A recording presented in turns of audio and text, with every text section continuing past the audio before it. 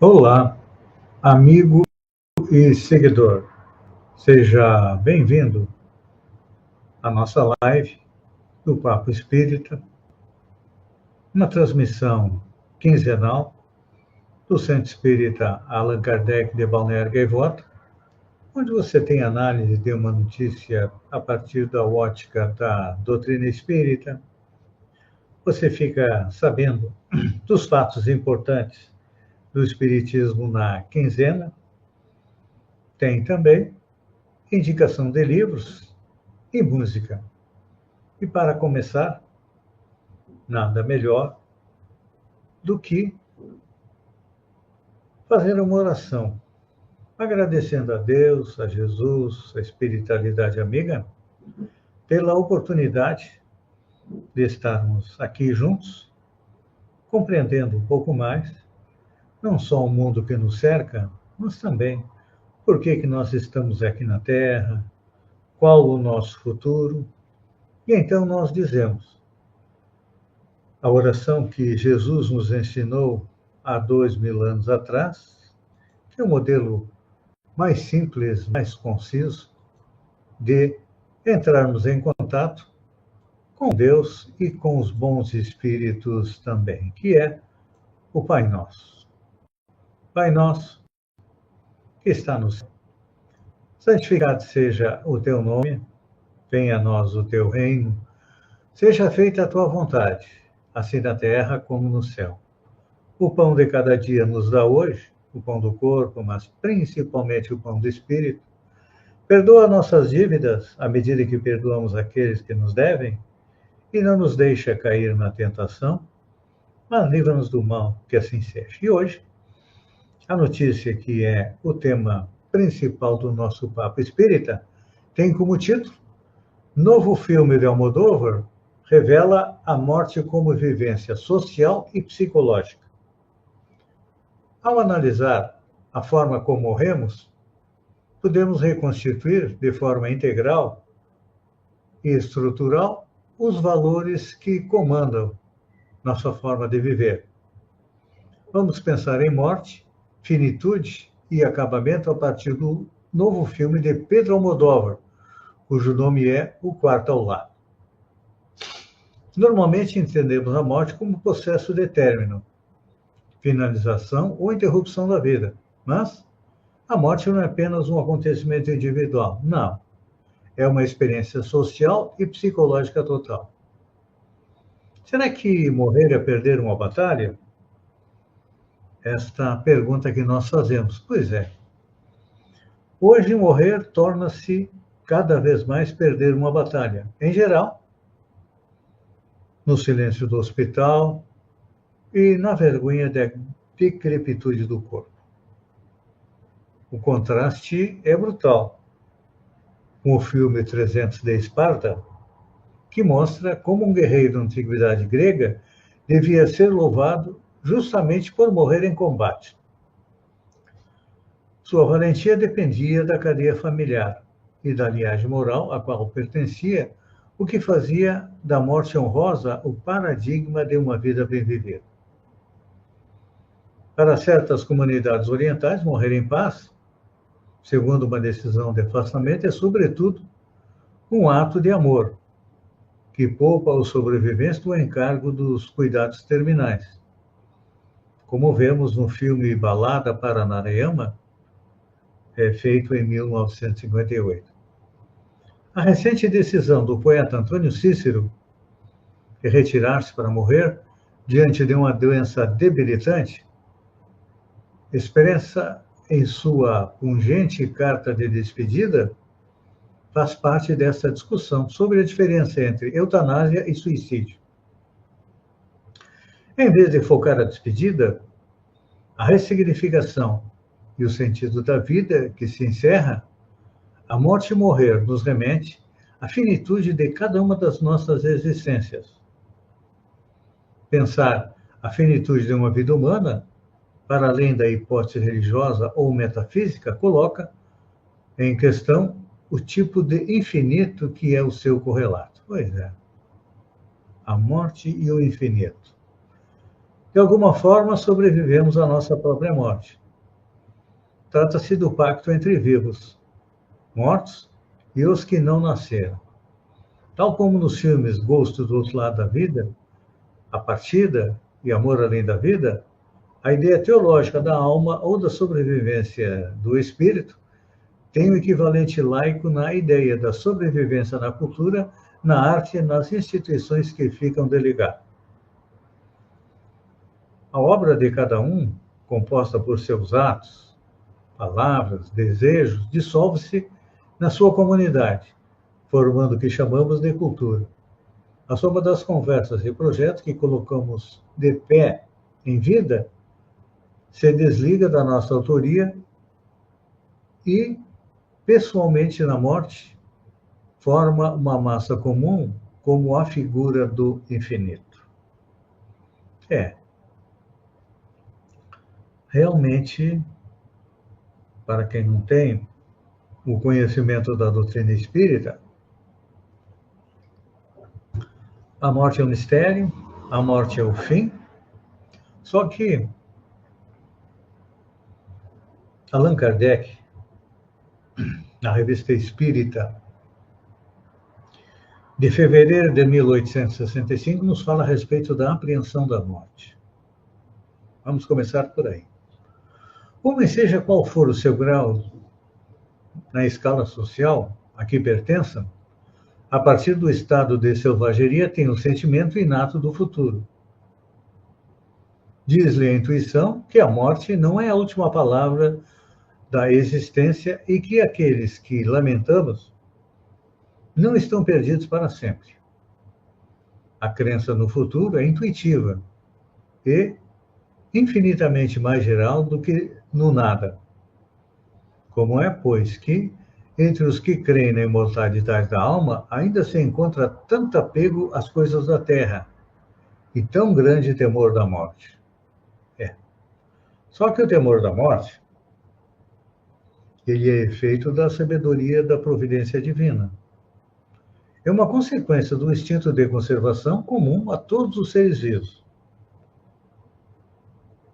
Esta apreensão da morte, ela é necessária, enquanto o homem não for bastante esclarecido quanto às condições da vida futura, como contrapeso ao arrastamento, que sem esse freio o levaria a deixar prematuramente a vida terrestre e negligenciar o trabalho aqui, que deve servir para o próprio adiantamento. Pois é. Nós viemos ao planeta para evoluir moralmente e também ajudar o planeta a evoluir. Mas é importante a gente compreender que Allan Kardec, no Livro dos Espíritos, perguntou a respeito da morte. Na pergunta número 68 do Livro dos Espíritos, ele pergunta qual a causa da morte nos seres orgânicos. E a resposta dos Espíritos é bastante simples. A causa da morte nos seres orgânicos é o esgotamento dos órgãos. E Kardec segue perguntando: pode-se comparar a morte à cessação do movimento de uma máquina desorganizada? E a resposta dos espíritos é sim. Se a máquina está mal montada, cessa o movimento. Se o corpo está enfermo, a vida se extingue. Kardec pergunta mais ainda, que Kardec ia metodicamente fazendo uma pergunta atrás da outra no princípio socrático de descoberta da verdade. E pergunta na 69, por que é que uma lesão no coração, antes dos outros órgãos, causa a morte? E a resposta dos espíritos é que o coração é a máquina da vida. Não é, porém, o único órgão cuja lesão ocasiona a morte. Ele não passa de uma das peças essenciais. E aí Kardec pergunta, olha, o que é feito da matéria e do princípio vital nos seres orgânicos, quando estes morrem? Porque nós precisamos, nosso espírito precisa da matéria e também do princípio vital, é como se fosse um gás, uma energia para vivermos, para movimentar o nosso corpo. Dizem os espíritos, a matéria inerte se decompõe, vai formar novos organismos. O princípio vital volta à massa de onde saiu. Então, é importante a gente compreender que o princípio vital, ele não é absoluto em todos os seres orgânicos. Não, cada um de nós, quando reencarna, se vai viver 40 anos, traz uma carga de princípio vital para viver 40 anos. Se vai viver 70, traz uma carga maior de princípio vital. E quando a gente morre antes do prazo, é claro que esse princípio vital, ele volta ao todo. Então, e uma coisa interessante, o princípio vital também pode ser transmitido de um indivíduo ao outro. Aquele que tiver maior porção pode dá-lo a quem tenha menos. Em certos casos, prolongar a vida que está prestes a extinguir-se. Nós podemos doar parte do nosso princípio vital. Interessante, não é? Dar vida, Mas Kardec pergunta, também no Livro dos Espíritos, sobre a alma após a morte, a sua individualidade e também a respeito da vida eterna. E ele pergunta, 149 do Livro dos Espíritos, o que sucede à alma no instante da morte? A resposta dos Espíritos é simples. Volta a ser espírito, isto é, volve ao mundo dos espíritos, onde se apartara momentaneamente. Então, aqui, Allan Kardec já nos apresenta o quê? Que a vida é eterna, o espírito não morre. Ele volta para a pátria espiritual de onde se apartou, ou de onde veio momentaneamente. Então, aqui, Kardec nos apresenta o quê?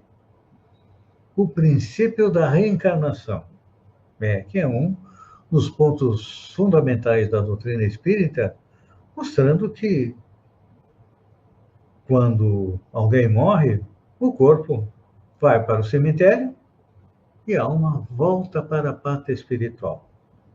E continua viva, volta a ser espírito. E olha, a existência do espírito já foi comprovada e atestada pela ciência.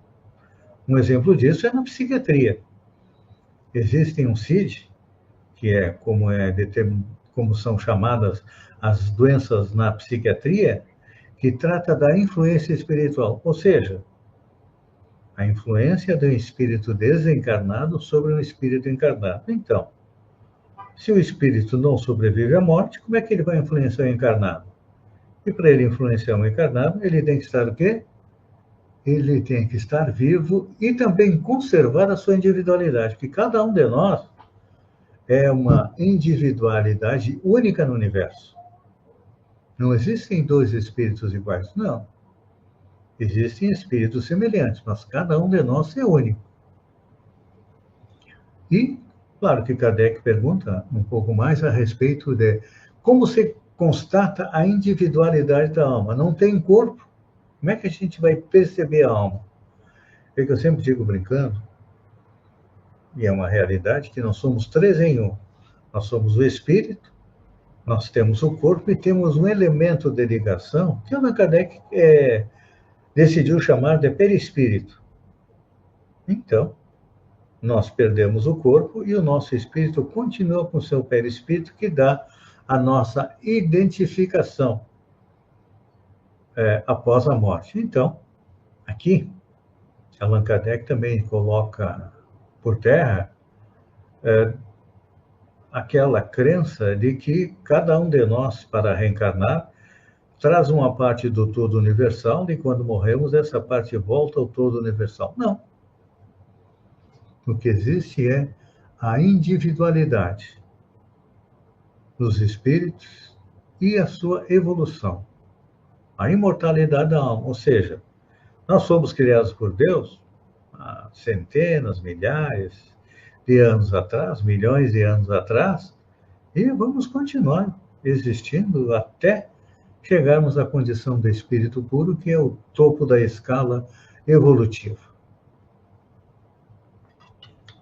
Então, é importante a gente compreender que para nós espíritas, a alma não é uma abstração, não.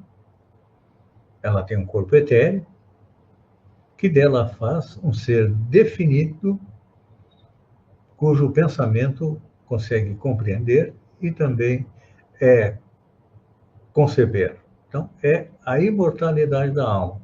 Isto já nos conforta, não é? Porque até então, até conhecemos a doutrina espírita, nós acreditamos que o mundo acabou e nós temos, através da mediunidade, que o médium é um intermediário entre o mundo encarnado e o mundo espiritual, através da mediunidade, nós recebemos a comunicação dos nossos espíritos queridos. Mas no Evangelho, segundo o Espiritismo, Allan Kardec nos traz uma colocação bastante interessante. Deixar os mortos o cuidado de enterrar seus mortos. O que significa essas palavras? É que, muitas vezes, quando um ente querido nosso, um amigo, alguém conhecido, retorna à pátria espiritual, nós ficamos lamentando a sua morte. Quando é um ente querido, nós muitas vezes ficamos chamando ele para perto de nós e não deixamos que ele continue a sua existência, porque após a morte, retornando à pátria espiritual, lá tem tudo que tem aqui na Terra, tem casas, cidades, países, estados, tem locais de trabalho, locais de estudo, tem hospitais onde muitas vezes aqueles que morrem por uma doença ficam internados até se recuperarem, e a gente acaba, sem querer, obsidiando, ou seja, chamando nossos entes queridos que retornaram à pátria espiritual. Então é importante a gente lembrar. A vida continua além da vida, a vida continua além da morte, e nós temos que estar preparados, porque mais dia, menos dia, todos nós vamos nos reencontrar no lado de lá. Vamos agora analisar os atos e fatos espíritas que aconteceram na segunda quinzena do mês de novembro. No dia 15 de novembro de 1939, tem início o primeiro Congresso Brasileiro de Jornalistas Espíritas no Rio de Janeiro. Outro fato importante, em 18 de 11 de 1857, é fundado o jornal Two Worlds, ou seja, Dois Mundos, em Londres, na Inglaterra, pela escritora e médium Emma Harding Britten, que depois foi transformada em revista no ano de 1960. É importante lembrar que o próprio Allan Kardec fundou, em 1858, a Revista Espírita para se comunicar com os espíritas do planeta, porque naquele tempo não tinha internet, não tinha rádio, não tinha muitos poucos jornais, então Kardec criou uma revista, a Revista Espírita, e foi seu editor por 12 anos, editando, pagando aí todas as despesas às suas custas. No dia 23 de 11 de 1795, nasce Amélie Gabrielle Boudet, mais tarde esposa de Allan Kardec.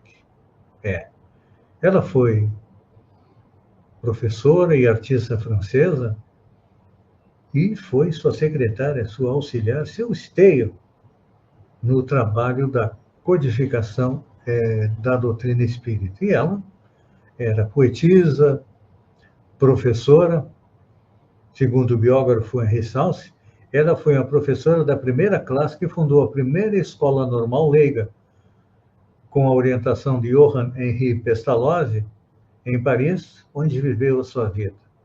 Então, para vocês verem, um homem de valor como Allan Kardec tinha que ter junto com ele também uma mulher de valor. Infelizmente, nós ainda não damos a importância correta à esposa de Allan Kardec.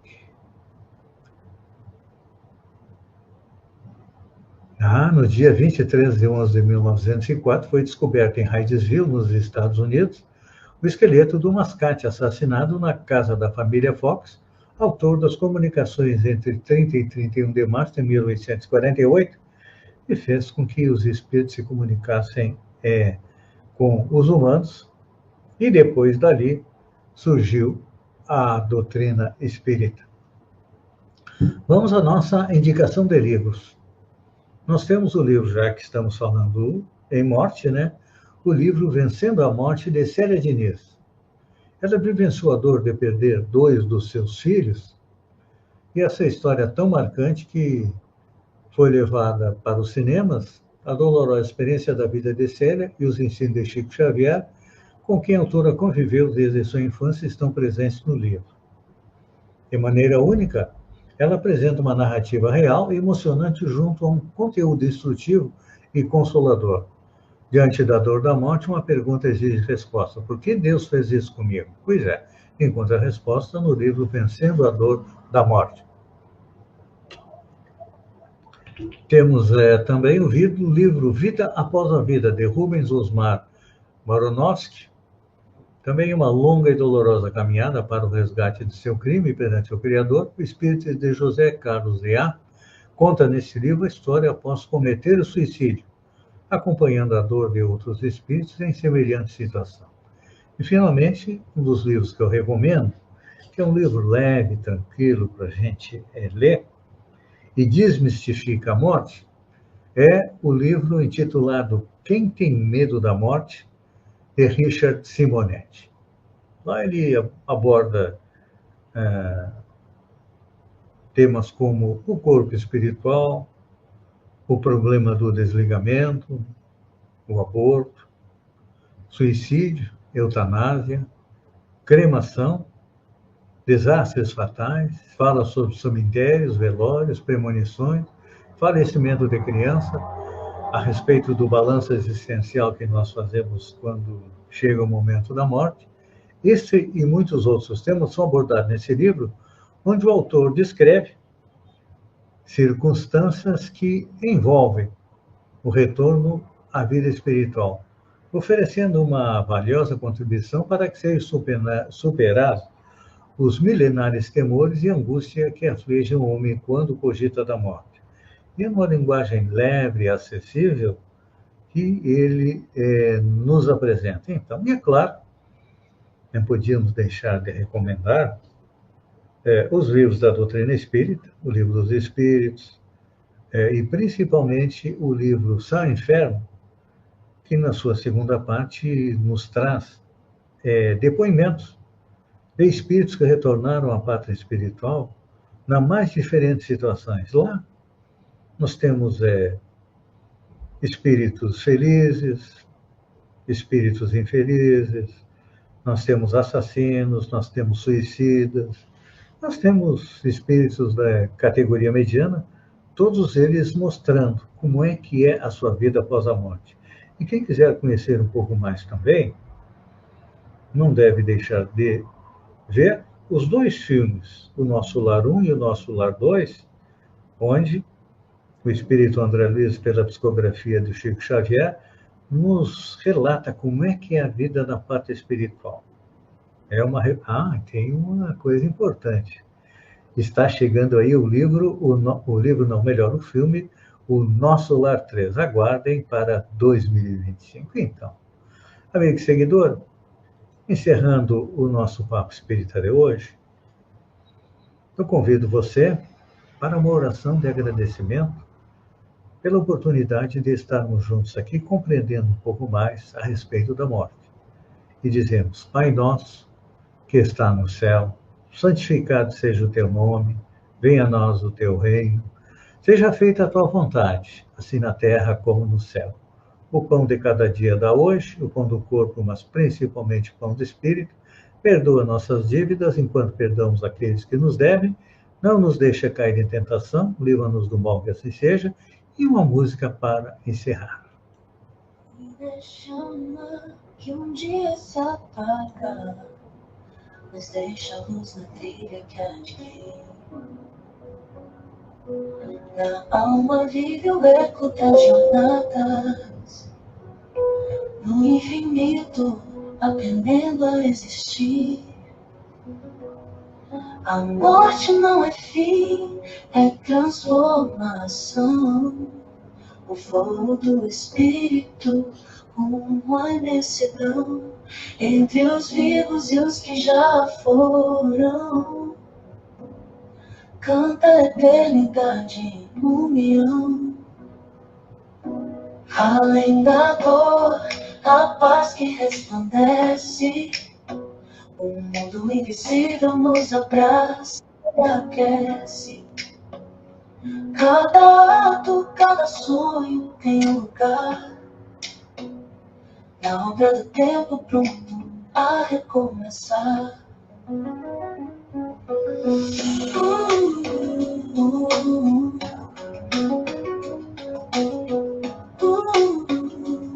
Além da dor, a paz que resplandece.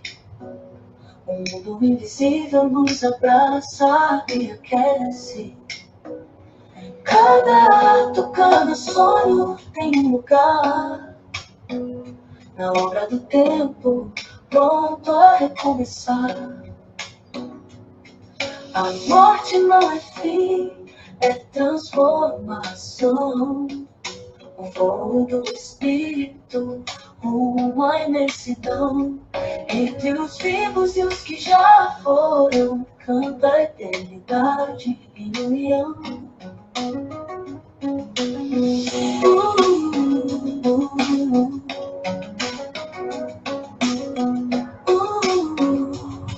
No silêncio, ouço a voz ali.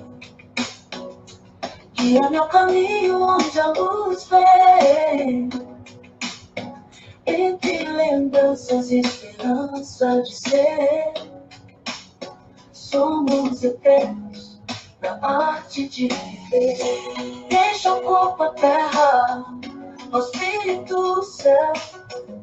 Somos todos parte de um anel divino. Morte, vida, canção, num ciclo sagrado. O fim é começo, no amor renova.